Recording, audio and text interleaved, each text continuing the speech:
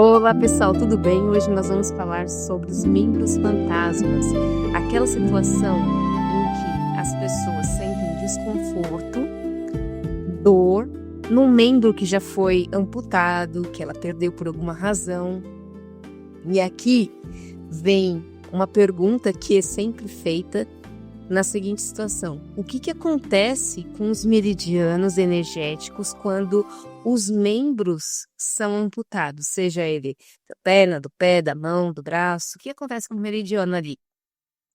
Muita gente pergunta se o paciente, quando perde um membro, por qualquer razão que seja ali, o meridiano morre junto. E a resposta aqui é não.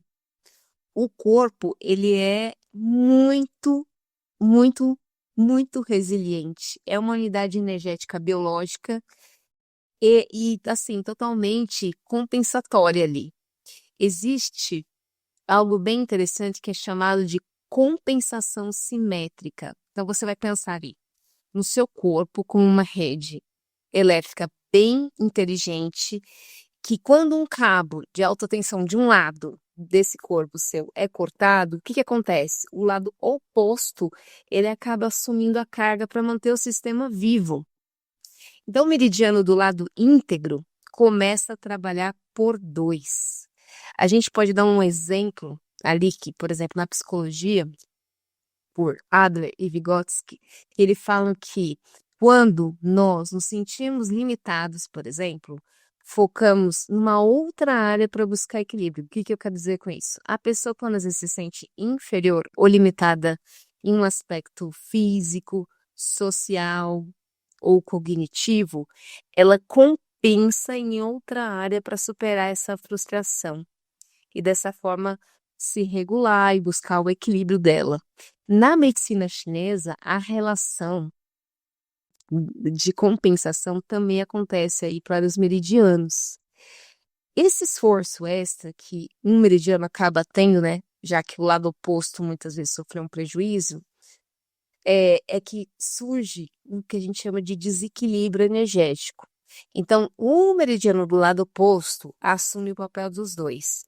E o desequilíbrio, né, dessa situação acaba se manifestando como dores no membro fantasma. E aí é que tá, o acupunturista, ele precisa, nessa situação, perguntar para a pessoa, fazendo o espelhamento do membro ainda que ela possui, aonde estaria a dor, que área do corpo, que área ali que tá o meridiano que tá pegando, porque aí ele vai trabalhar com os pontos de acupuntura nesse meridiano que está sendo afetado. E aí, o que eu quero falar com vocês, que é o pulo do gato, né? Porque como é que uma pessoa agulha, por exemplo, o pé direito e o pé esquerdo ela perdeu e melhora aquela dor do pé esquerdo? Como é que isso acontece? Então, a gente pode entender que dentro ali do cérebro tem tipo um mapinha chamado o homúnculo de Penfield.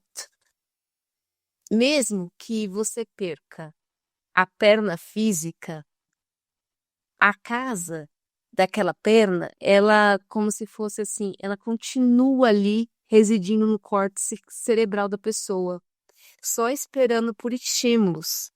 Embora, assim, o membro físico tenha sido removido, a representação desse membro no cérebro da pessoa continua ativa. Alguns estudos aí de ressonância magnética funcional, eles revelaram que a acupuntura aplicada de forma contralateral, ou seja, do lado oposto ao amputado, ela ativa precisamente as áreas sensoriais e motoras ali dos membros que não existem mais no corpo da pessoa. Então, a ideia central permanece. A de que a dor, especialmente a dor fantasma ali, ela não está no membro que está faltando, mas no mapa que o cérebro mantém desse membro.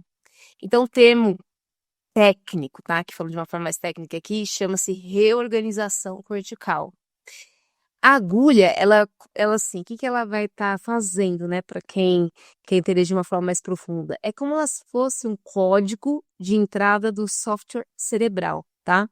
Então, através de um estímulo periférico que você está fazendo ali no membro da pessoa, a gente acessa como se fosse a plasticidade do córtex para remapear a sensação da dor.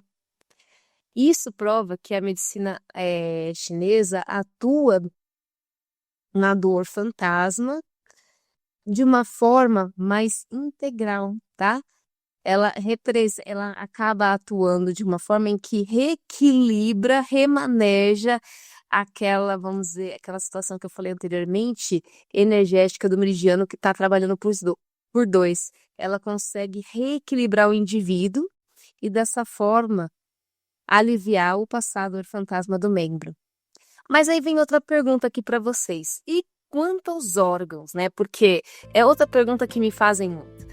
Quando retira uma vesícula biliar por causa de cálculo, por exemplo, o problema acabou ali. A pessoa não tem um cálculo, mas essa pessoa, ela tá com problema zerado, de fato, energeticamente, do ponto de vista da medicina chinesa? E não, de fato ela ainda não está harmonizada do ponto de vista da medicina chinesa.